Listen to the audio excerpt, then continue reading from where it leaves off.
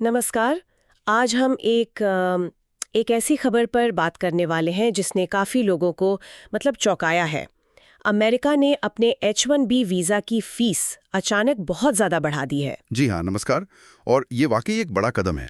तो हम आज यही समझने की कोशिश करेंगे कि इसका भारत पर क्या असर पड़ सकता है, कैसा असर पड़ सकता है। बिल्कुल। और हमारे पास जो विश्लेषण है वो इसी मुद्दे की गहराइयों में जाता है और भारत में इसको लेकर जो अलग अलग विचार बन रहे हैं उन पर भी बात करता है। तो आज का हमारा मकसद यही है कि इस पूरे मामले को थोड़ा खोल कर देखें।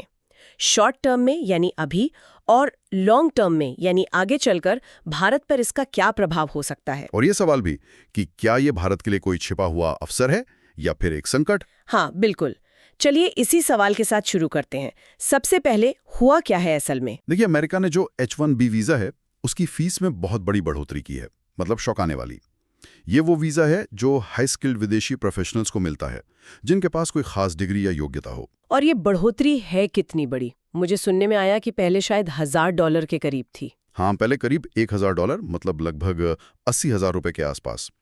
और अब इसे बढ़ाकर सीधा 10 लाख रुपए कर दिया गया है। $1 लाख यानी करीब 90 लाख रुपए। अरे बाप रे, ये तो जमीन आसमान का फर्क है। बिल्कुल। और ये फीस कौन भरता था? ज्यादातर बड़ी अमेरिकी टेक कंपनियां, गूगल, मेटा, ओरेकल जैसी कंपनियां जो भारत से बहुत सारा टैलेंट हायर करती हैं। तो अब उनके लिए बहुत महंगा हो जाएगा। हाँ, और एक चीज और, ये सिर्फ नए वीजा के लिए नहीं है। हमारा विश्लेषण कहता है कि ये बढ़ी हुई फीस वीजा रिन्यू कराने पर भी देनी होगी। ओह, रिन्यूअल पर भी? जी, और कुछ मामलों में शायद हर साल भी देनी पड़ सकती है। तो इसका सीधा मतलब ये है कि अमेरिकी कंपनियों के लिए भारत से कर्मचारी लाना बहुत ज़्यादा महंगा पड़ने वाला है। तो जाहिर है फिर वो शायद अमेरिकी नागरिकों को नौकरी देने में ज्यादा इंटरेस्ट दिखाएंगी। हाँ, ये एक स्वाभाविक नतीजा हो सकता है। लेकिन एक सवाल, इसका सबसे ज्यादा असर भारत पर ही क्यों पड़ने की बात हो रही है? मतलब H-1B पर तो दुनिया भर से लोग जाते हैं ना। इसकी एक बहुत ठोस वजह है जो आंकड़ों में है। हमारे स्रोत के हिसाब से जितने भी लोग H-1B वीज़ा पर अमेरिका में हैं, उनमें से करीब 77% भारतीय हैं। 77%? हाँ प्रे, इतना ज्यादा? जी हाँ, ये बहुत बड़ा नंबर है। तो जाहिर है कोई भी बदलाव इस वीज़ा पॉलिसी में होगा तो उसका सबसे सीधा और सबसे ज़्यादा असर भारत पर ही पड़ेगा। सही बात है। और जैसा आपने कहा, ये सिर्फ नए अप्लाई करने वालों की बात नहीं है। जो हज़ारों भारतीय सालों से वहाँ H-1B पर काम कर रहे हैं, उनके रिन्यूअल पर भी इसका असर पड़ेगा। ये तो गंभीर बात है। तो जब ये खबर भारत पहुंची होगी, यहाँ तो काफी बातें हुई होंगी। क्या कह रहा है स्रोत? लोग डरे हुए हैं या कुछ और सोच रहे हैं? हाँ, रिएक्शन तो आए हैं और तेजी से आए हैं। और जैसा होता है ऐसे बड़े बदलावों पर राय एकदम बंटी हुई है। मतलब दो खेमे बन गए हैं मोटे तौर पे। अच्छा। एक ग्रुप है जो कह रहा है कि ये भारत के लिए अच्छा है। अच्छा, इतनी फीस बढ़ने को अच्छा कैसे माना जा रहा है? ये तो थोड़ा अजीब है। उनका तर्क है कि इससे ब्रेन ड्रेन रुकेगा। अच्छा। हमारा टैलेंटेड युवा अमेरिका भाग जाता था, वो अब शायद यहीं रुकेगा या वापस आएगा। ओके। और जब ये टैलेंट भारत में रहेगा तो देश के विकास में लगेगा, भारत महाशक्ति बनेगा। ये एक तरह का आशावादी नजरिया है। समझ गए। तो एक तरफ ये पॉजिटिव सोच है और दूसरी तरफ वाले बिल्कुल उल्टा सोच रहे हैं।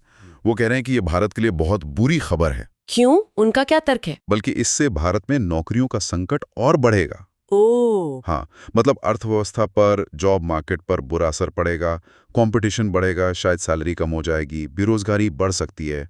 तो उनके लिए ये कोई मौका नहीं बल्कि एक बड़ा संकट है। हाँ, तो ये तो बिल्कुल दो ध्रुव हो गए। एक तरफ उम्मीद, दूसरी तरफ डर। हमारा स्रोत किस तरफ ज्यादा झुका हुआ लगता है? खासतौर पे वो जो पॉजिटिव बात थी कि टैलेंट रुकेगा तो भारत को फायदा होगा। हाँ, तो स्रोत इस पॉजिटिव विचार पर कि भाई टैलेंट का वापस आना ही अपने आप में भारत के लिए बहुत अच्छा है, इस पर काफी सवाल खड़ा करता है। अच्छा। उसका तर्क है कि ये सोचना कि टैलेंट वापस आएगा और यहाँ सब बदल देगा, इस शायद थोड़ा ज्यादा ही आशावादी है। क्यों?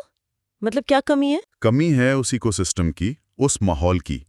मतलब भारत में उस हाई लेवल टैलेंट को, खासकर जो रिसर्च और इनोवेशन वाला टैलेंट है, उसको सही ढंग से इस्तेमाल करने के लिए जो ज़रूरी ढांचा चाहिए, जो सपोर्ट चाहिए, उसकी कमी है। अच्छा, मतलब टैलेंट तो है या आ भी जाएगा, पर उसके लिए यहाँ काम करने का, कुछ नया गढ़ने का सही प्लेटफॉर्म नहीं है। ये तो चिंता की बात हुई। हाँ, स्रोत इसी बात को उदाहरणों से समझाता है। जैसे भारत की जो बड़ी बड़ी IT कंपनियां हैं, TCS, इन्फोसिस, विप्रो, जोहो वगैरह। हाँ, जानी मानी कंपनियां हैं। उनका जो मुख्य बिजनेस मॉडल है वो क्या है? वो विदेशी कंपनियों के लिए काम करती हैं, एक तरह से सर्विस देती हैं, जिसे स्रोत ने कॉर्पोरेट मजदूर कहा है। कॉर्पोरेट मजदूर, ये शब्द थोड़ा छुपता है।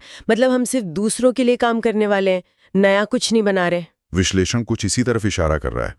उनका जोर फंडामेंटल रिसर्च पर या एकदम नई टेक्नोलॉजी बनाने पर उतना नहीं है जितना कि मौजूदा टेक्नोलॉजी को यूज करके सर्विस देने पर है। सस्ते वर्जन बनाना। हाँ, ये तो बहुत जरूरी भी है। बिल्कुल जरूरी है। लेकिन ये कंपनियां भी आमतौर पर नई दवाओं की खोज में, ओरिजिनल R&D में उतना पैसा नहीं लगाती जितना पश्चिम की बड़ी कंपनियां लगाती हैं। तो मतलब अगर यहाँ रिसर्च और इनोवेशन का वो कल्चर, वो माहौल ही नहीं है, तो जो टॉप का टैलेंट अमेरिका से निराश होकर निकलेगा, वो भारत क्यों आएगा? यही स्रोत का मुख्य पॉइंट है। बहुत ज्यादा संभावना है कि ऐसा टैलेंट भारत आने के बजाय ऑस्ट्रेलिया, कनाडा, ब्रिटेन, जर्मनी या यूरोप के किसी और देश में मौके ढूंढेगा, जहां रिसर्च का कल्चर बेहतर है, इंफ्रास्ट्रक्चर है। ओके। या फिर एक और दिलचस्प संभावना है जिसकी तरफ स्रोत इशारा करता है। हो सकता है अमेरिकी कंपनियां खुद ही कोई रास्ता निकाल लें। मतलब वो क्या कर सकती हैं? वो अमेरिका से बाहर किसी और देश में अपने ऑफिस या सेंटर खोल सकती हैं। ऐसी जगह जहां टैलेंट भी मिले और खर्चा भी कम हो, जैसे दुबई या सऊदी अरब या शायद पूर्वी यूरोप का कोई देश। अच्छा। और वहां वो भारतीय टैलेंट को हायर कर लें। उनका काम भी हो गया, लागत भी कम रही और H1B की भारी फीस से भी बच गए। अरे, ये तो बिल्कुल अलग ही एंगल है। मतलब टैलेंट भारत तो नहीं आया, वो बस अमेरिका के बजाय दुबई या कहीं और चला गया। हाँ, ये भी एक संभावना है। तो वो ब्रेन ड्रेन रुकेगा वाली बात शायद उतनी सीधी नहीं है। सही कहा। लेकिन स्रोत शॉर्ट टर्म असर की भी बात कर रहा था भारत के जॉब मार्केट पर। वो क्या है? हाँ, स्रोत इस बारे में थोड़ी चिंता जताता है। उसका अंदाजा है कि अगले 3-4 साल में भारत के जॉब मार्केट में, खासकर हाई स्किल जॉब्स में, एक तरह का दबाव बन सकता है। कैसे? जो नए IITs, IIM ग्रेजुएट्स हैं या दूसरे अच्छे इंस्टीट्यूट्स के छात्र जो पहले अमेरिका जाने का सोचते थे, वो अब यही नौकरी ढूंढेंगे। हाँ, जाहिर है। तो इससे क्या होगा? अच्छी नौकरियों के लिए कंपटीशन बहुत ज्यादा बढ़ जाएगा। और जब सप्लाई बढ़ती है, कंपटीशन बढ़ता है, तो अक्सर सैलरी पर असर आता है। बिल्कुल। हो सकता है कंपनियां सैलरी पैकेज थोड़ा कम ऑफर करें क्योंकि उन्हें टैलेंट आसानी से मिल रहा है। और ये भी हो सकता है कि जो लोग पहले से अच्छी नौकरी कर रहे हैं, उनकी जॉब सिक्योरिटी पर भी थोड़ा असर पड़े। कंपनियां शायद सोचें कि कम सैलरी पर नया टैलेंट मिल रहा है। ये तो मुश्किल स्थिति हो सकती है युवाओं के लिए। हाँ, शॉर्ट टर्म में ये एक चिंता का विषय है। ये तो हुई जॉब मार्केट की बात। एक और चीज होती है रेमिटेंस, जो पैसा विदेश से भारत आता है।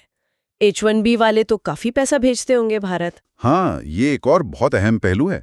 स्रोत के मुताबिक अमेरिका में H1B पर काम करने वाले भारतीय हर साल लगभग 30 से 40 बिलियन डॉलर भारत भेजते हैं। 30 से 40 बिलियन डॉलर्स। अरे वाह, ये तो बहुत बड़ी रकम है। जी हाँ, भारत के फॉरेन एक्सचेंज रिजर्व के लिए बहुत बड़ा सपोर्ट है। तो अगर H1B पर जाने वाले कम होते हैं या जो वहाँ हैं उन्हें वापस आना पड़ता है, तो इस रेमिटेंस में कमी आ सकती है। और उसका असर फिर हमारी इकोनॉमी पे पड़ सकता है। बिल्कुल। तो ये तो शॉर्ट टर्म में ज़्यादातर चिंता वाली बातें ही दिख रही हूँ। जॉब मार्केट पे प्रेशर, रेमिटेंस में कमी। क्या स्रोत लॉन्ग टर्म में, मतलब दूर की सोचें तो, कोई पॉजिटिव संभावना भी देखता है क्या? इस मुश्किल से भविष्य में कुछ अच्छा भी निकल सकता है? हाँ, स्रोत एक संभावना की बात करता है, लेकिन उस पर कई अगर और मगर लगे हुए हैं। और ये लंबी अवधि की बात है, शायद 10-12 साल या उससे भी ज्यादा। अच्छा, क्या संभावना है वो?